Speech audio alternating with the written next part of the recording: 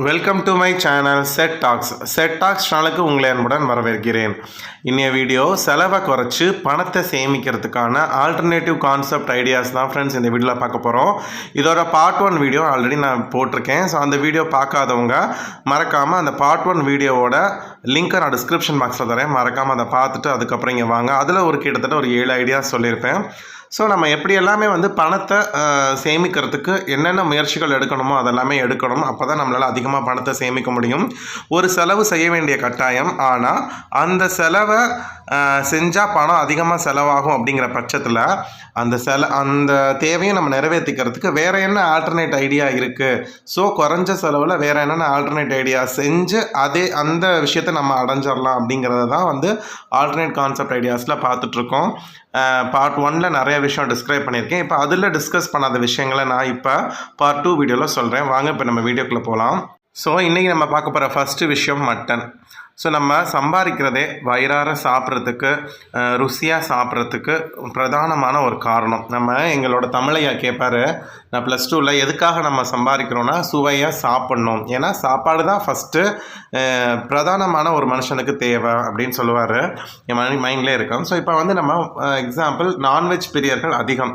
Non veg பிடிக்காதவங்க இருக்கவே இருக்க மாட்டாங்க. ஸோ இப்போ நமக்கு மட்டன் சாப்பிட்ணும், மட்டன் குழம்பு ஊற்றி சாப்பிட்ணும், இல்லை மட்டன் பிரியாணி சாப்பிட்ணுன்னு ஆசையாக இருக்கும். ஆனால் இப்போ இருக்கக்கூடிய மட்டன் ரேட் பார்த்திங்கன்னா 1000 நெருங்கிருச்சு. 1000 இல்லை 1100 200 அப்படி தான் போயிட்டுருக்கு. நம்ம சில சமயம் நம்மக்கிட்ட கையில் காசு இருக்கிறப்ப என்ன செய்வோம், மட்டன் எடுத்துடலாம். காசு இல்லாத சமயங்களில் என்ன செய்கிறது அப்படிங்கிறப்ப அதுக்கு ஒரு ஆல்டர்னேட்டிவ் தான் மட்டன் போன்ஸ், அதாவது மட்டன் எலும்பு. இப்போ நான்லாம் என்ன பண்ணுவேன் அப்படின்னா, இப்போ மட்டன் பிரியாணி வீட்டில் சாப்பிடணுன்னு ஆசைப்படுறாங்க அப்படின்னா காசு இருக்கிறப்ப மட்டன் எடுத்து செஞ்சிடலாம். மட்டன் குழம்பு செய்யணும்னு ஆசைப்பட்டாலும் நம்ம என்ன செஞ்சிடலாம், காசு இருக்கிறப்ப எடுத்துடலாம். இப்போ கையில் கொஞ்சம் நெருக்கடியான நேரத்தில் என்ன பண்ணணும், கையில் கொஞ்சம் தான் காசு இருக்கும். அதே சமயம் நம்ம ஏதாவது என்வி சாப்பிடணும்னு ஆசைப்படுறப்ப இப்போ மட்டன் பிரியாணியில் மட்டன் பீஸ் போடுறத காட்டிலும் மட்டன் போன்ஸ், ஓகேவா, எலும்பு கறியாக வாங்கலாம். அது ஒரு 200 ரூபா குறையும் கிலோவுக்கு. இல்லை மட்டன் எலும்பு எடுத்துக்கிட்டிங்க அப்படின்னாலே வெறும் எலும்பு போட்டு பிரியாணி செஞ்சாலே செம்ம டேஸ்ட்டாக வரும். ஸோ நான் ஒரு டைம் ட்ரை பண்ணோம். வீட்டில் கூட கேட்டாங்க அது எப்படி இருக்குமோட்டு. மட்டன் எலும்பு கறி வாங்குறதுக்கு கூட ஒரு சமயம் கையில் காசு இல்லை. சரி பரவாயில்ல, மட்டன் எலும்பு போட்டு நம்ம செஞ்சு பார்ப்போம்னு சொல்லிட்டு ஒரு 200 ரூபாய்க்கு எலும்பு வாங்கிட்டு கிட்டத்தட்ட 1/2 கிலோ வந்துச்சு. 200 ரூபாய்க்கு கிட்டத்தட்ட 1/2 கிலோ எலும்பு கொடுத்தாங்க. அந்த எலும்பை போட்டு குழம்பு வைக்காமல் ஜஸ்ட் பிரியாணி பண்ணிவிட்டு சிக்கன் வாங்கி செஞ்சுட்டோம். அப்போ பார்த்தீங்கன்னா அல்டிமேட்டாக இருந்துச்சு பிரியாணி டேஸ்ட்டு. பொதுவாக எங்கள் வீட்டிலலாம் அந்த மட்டன் பீஸ், அதாவது பிரியாணியில் போட்டிருக்க மட்டன் பீஸ் பார்த்திங்கன்னா பெருசாக அதில் டேஸ்ட் இருக்காது, உப்பு மட்டும்தான் இருக்கும்.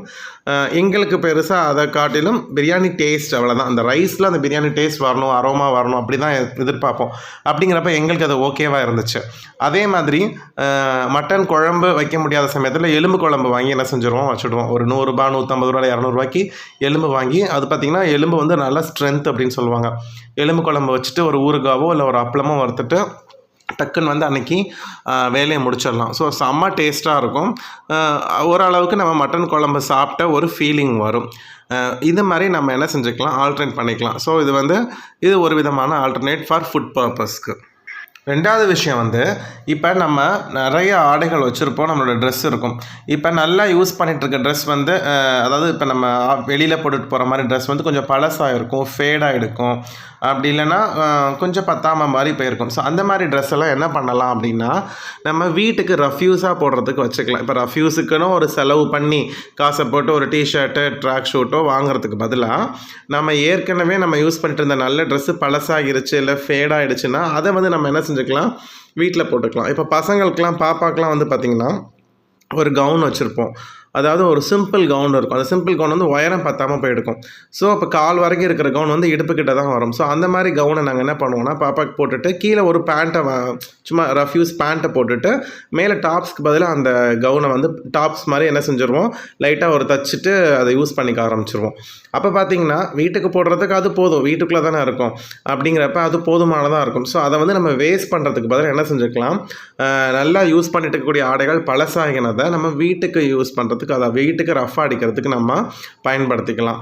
இப்போ ஒன்று மேலே என்னோடய ஷர்ட் நல்லா ஃபேட் ஆகிடுச்சுன்னா என்ன பண்ணுவேன் அப்படின்னா, அதை அப்படியே வீட்டுக்கு யூஸ் பண்ணுறதுக்கு வச்சுப்பேன், வீட்டில் போட்டுக்கிறதுக்கு வச்சுப்பேன். காட்டன் ஷர்ட்டாக இருக்கும், வெயில் காலத்துக்கு நல்லாயிருக்கும். ஸோ அதனால் நம்ம என்ன செஞ்சுக்கலாம், ஃபேட் ஆகிடுச்சுன்னு தூக்கி போடாமல் வீட்டுக்கு வச்சுக்கலாம். அப்போ நான் வீட்டுக்கு போடுறதுக்குன்னு வாங்கக்கூடிய ஒரு டிஷர்ட் வந்து அந்த பணம் எனக்கு மிச்சமாகுது, ஏற்கனவே இருக்கிற பொருளும் வேஸ்ட் ஆகாமல் இருக்குது. மூணாவது விஷயம் வந்து, இப்போ நம்ம வீட்டில் நிறையா பாத்திரங்கள் பயன்படுத்திகிட்ருப்போம் கிச்சனில். அதில் ஏதாவது ஒரு பாத்திரம் வந்து ஒரு கிண்ணமாக இருக்கட்டும், இல்லை ஏதோ ஒரு சட்டியாக இருக்கட்டும் பழசாயிடும், இல்லை உடஞ்சிருக்கும், இல்லை நெளிஞ்சிருக்கும். ஸோ அதை மாற்றணும்னு நினச்சிட்டு உடனே போய் புது பாத்திரம் வாங்கக்கூடாது. ஏன் அப்படின்னா, நம்ம வீட்டில் பரனில் எப்படியும் நம்ம ஒய்ஃபுக்கு சீர் வந்த பாத்திரம் கட்டி வச்சுருப்போம், இல்லை நம்ம எப்போயாவது மொத்தமாக ப்ரைஸ் வாங்கினதாக இருக்கட்டும், நமக்கு கிஃப்ட் வந்ததாக இருக்கட்டும், இல்லை நமக்கு சீர் வந்தது எல்லாமே எடுத்து என்ன வச்சுருப்போம், பரனில் கட்டி வச்சுருப்போம். எக்ஸாம்பிளுக்கு அந்த பாத்திரத்தை இறக்கி அதில் பாத்திரங்களெல்லாம் கட்டி வச்சுருப்போம் இல்லையா, அதெல்லாம் இறக்கிட்டு அதில் நமக்கு தேவைப்படுற மாதிரி பொருட்கள் இருந்துச்சு அப்படின்னா அதை எடுத்து நம்ம யூஸ் பண்ணிக்கலாம். இதுக்காக நம்ம என்ன செய்வோம், புதுசு வாங்க வேண்டிய அவசியமே இல்லை. அந்த பாயிண்ட்டே நம்ம மறந்துடுவோம். ஸோ எங்கள் வீட்டிலாம் வந்து பார்த்திங்கன்னா ஒரு ஃப்ரைங் பேன் வந்து பார்த்திங்கன்னா பழசாயிடுச்சு. சரி, அதை புதுசு எடுக்கலாம், புதுசு ஒன்று வாங்கணும்னு சொல்லிட்டு இருந்தாங்க. அப்போ தான் சொன்னேன், இப்போ உனக்கு சீராக வந்த சாமான்லாம் மேலே சும்மா தூங்கிட்டு இருக்குல்ல, அதை எடுத்து அதில் இருக்கான்னு பார்ப்போன்றப்ப பார்த்திங்கன்னா சூப்பராக ஒரு கிஃப்ட்டு வந்த செட்டு, இப்போ ஃப்ரைங் பேன் செட்டு உள்ளே இருந்துச்சு. அது வந்து எப்போதுமே நம்ம அவேராக இருக்கணும். அப்போ என்ன பண்ணிட்டோம், அதிலேருந்து பார்த்து வச்சுக்கிறது. ஸோ என்னென்ன திங்ஸ் வந்து மேலே யூஸ் ஆகாமல் இருக்குது, புதுசாக இருக்குங்கிறத லிஸ்ட்டு போட்டு வச்சுருவோம். இப்போ கீழே அதே மாதிரி பாத்திரம் பழசு யூஸ் ஆகிட்டுருக்கு, அது பழசாயிடுச்சுன்னா அதை என்ன செஞ்சிடும், கட்டி வச்சுருக்கிறத எடுத்து நம்ம அதை யூஸ் பண்ணிக்கலாம். சில சமயம் இதை மறந்துட்டு நம்ம போய் கடையில் புதுசு வாங்கி நம்ம காசை வீணாக்கிட்டே இருப்போம், நம்ம சீர் சாமான்லாம் மேலே தூங்கிக்கிட்டே இருக்கும். ஸோ இதை யோசித்து செய்யலாம். நாலாவது விஷயம் வந்து பார்த்திங்கன்னா, இப்போ ஃப்ரூட்ஸ் வாங்க போகிறோம். இப்போ ஃப்ரூட்ஸ் வாங்க போகிறப்ப பொதுவாக ஆப்பிள், மாதுளப்பழம்லாம் ரொம்ப நல்லது அப்படின்வாங்க. பட் ஆனால் ரொம்ப காஸ்ட்லியும் கூட. இப்போ நம்ம கையில் அந்த அளவுக்கு காசு இருக்காது. அப்படிங்கிறப்ப ஃப்ரூட்ஸ் சாப்பிட்றதே விட்டுறக்கூடாது. அதுக்கு பதிலாக ஆல்டர்னேட் ஆப்ஷன் எடுத்துக்கலாம். சாத்துக்குடி எடுத்துக்கலாம், இம்யூன் பவர் ஜாஸ்தி. சாத்துக்குடியாக இருக்கட்டும், ஆரஞ்சாக இருக்கட்டும், கொய்யா, அதுக்கப்புறம் உலர்ந்த திராட்சை, அதெல்லாம் 100 கிராம் 50 ரூபா தான். ஹெச்பி கம்மியாக இருக்கிறவங்களுக்கு 100 கிராம் 50 ரூபா, ரொம்ப ஈஸியாக வாங்கி டெய்லி ஒரு 4-5 சாப்பிட்லாம். இல்லை நார்மலாக ஃப்ரெஷ் கிரேப்ஸு, இந்த மாதிரி ஃப்ரூட்ஸ்லாம் வந்து பார்த்திங்கன்னா சீசனுக்கு ரொம்ப சீப்பாக கிடைக்கும். அன்னாசி பழம்லாம் வந்து பார்த்திங்கன்னா சீசனில் ஒரு பழமே எங்கள் ஏரியாலலாம் வந்து 20 ரூபா 25 ரூபாக்குள்ள தான் இருக்கும், ரொம்ப சீப்பாக கிடைக்கும். அப்போ நம்ம என்ன செய்யலாம், சீசன் டைமில் ஆப்பிள், மாதுளை அப்படின்னு காஸ்ட்லி ஃபுட்டு தான் சாப்பிடணும் அவசியம் இல்லை. அதுக்கு ஆல்டர்னேட்டாக இருக்கக்கூடிய இந்த மாதிரி பழ வகைகளை நம்ம சாப்பிட்டு நம்ம ஆரோக்கியத்தை பெருக்கிக்கலாம். அடுத்து நம்ம சேமிக்கணும் ஆரம்பிக்கிறப்ப நம்ம என்ன செய்வோம், சரி புதுசாக ஒரு உண்டியல் வாங்குவோம், சில்வர் உண்டியல் வாங்குவோம். ஏன்னா மண் உண்டியல்லாம் அரிச்சிருதுன்னு சொல்லிட்டு சில்வர் உண்டியல் போய் கடையில் கேட்டிங்கன்னா 200 ரூபா 250 ரூபான்னு இருக்கும். ஸோ நம்ம அதுக்கு பதிலாக என்ன பண்ணலாம், நம்ம வீட்டில் யூஸ் ஆகாமல் இருக்கக்கூடிய கண்ணாடி பாட்டில் எதுக்காவது வாங்கியிருப்போம், ஜாம் பாட்டிலோ இல்லை வேறு எந்த பர்பஸ்க்காவது வாங்கியிருப்போம், அந்த பாட்டிலில் கூட நம்ம பணம் சேமிக்கிறதுக்கு யூஸ் பண்ணிக்கலாம். உண்டியலில் போய் காசு போடணும்னு அவசியம் இல்லை. 200 ரூபா கொடுத்து ஒரு உண்டியல் வாங்குறதுக்கு இந்த மாதிரி ஒரு பாக்ஸில் அந்த உண்டியல் வாங்குற காசை சேமிக்கலாம். இல்லைனா அந்த கேக் பாக்ஸ், இந்த கிறிஸ்மஸ் டைமில் நான் வாங்கக்கூடிய கேக் பாக்ஸ்க்கெலாம் அழகாக ஒரு டின் கிடைக்கும். இந்த கேக் வந்து ஒரு பாக்ஸில் போட்டு கொடுப்போம், அந்த பாக்ஸில் கூட நான் பணத்தை போட்டு நீங்கள் சேமிக்கலாம். அப்படி இல்லையா, குட்டி குட்டி பிளாஸ்டிக் பாக்ஸ் நம்ம பிள்ளைங்களுக்கு ஸ்நாக்ஸுக்குன்னு வாங்குவோம், பெரிய பிள்ளைங்க ஆகிடுவாங்க, அது அப்படியே பழசாக இருக்கும். அந்த மாதிரி யூஸ் ஆகாத பிளாஸ்டிக் டப்பா மூடியோடு இருந்துச்சுன்னா அதில் நம்மளோட பணத்தை போட்டு சேமிக்கலாம், சில்லறை காசுகளை சேமிக்கலாம். ஸோ உண்டியலுக்கு அப்படின்னு சொல்லிட்டு நீங்கள் போய் ஒரு காசை கொடுத்து ஒரு உண்டியல் தான் வாங்கி உண்டியலில் தான் சேமிக்கணும்னு அவசியம் இல்லை. வாங்கிறது தப்புன்னு சொல்ல மாட்டேன். மேபி ஒரு ஆல்டர்னேட்டாக இருக்கிற பொருளே வச்சு நம்ம என்ன செஞ்சுக்கலாம், உண்டியலுக்கு இந்த மாதிரி விஷயங்களில் ஆல்டர்னேட்டாக யூஸ் பண்ணி அந்த காசை சேமிச்சிடலாம். அப்புறம் முக்கியமான ஒரு விஷயம், நம்ம பசங்க என்ன பண்ணுவாங்கன்னா பென்சில் வாங்குவாங்க. இந்த மாதிரி இப்போ ஆரஞ்சு கலராக பெருசாக இருக்குது பாருங்கள், ஆரஞ்சு பென்சில், அது புது பென்சில், அந்த சைஸில் இருக்கிறப்ப அழகாக எழுதுவாங்க. அது கொஞ்சம் சின்னதாகிடுச்சு, பாதியாச்சுன்னா என்ன செஞ்சுருவாங்க, தூக்கி போட்டுருவாங்க. ஐயோ வேணாம் எனக்கு புது பென்சில் வேணும். இந்த மாதிரி நான் என்ன பண்ணுவேன்னா, நம்ம பாதியாக போன பென்சில்லாம் எடுத்து கலெக்ட் பண்ணி வச்சுருவேன். இது எதுக்கு யூஸ் ஆகும்னா, ஜாமெட்ரி பாக்ஸில் வந்து பார்த்திங்கன்னா பென்சில் பாதியாக இருந்தால் தான் ஜாமெட்ரி நீட்டாக வரைய முடியும். அப்போ அந்த ஜாமெட்ரி பென்சில் வந்து சீக்கிரம் கரைஞ்சிரும்.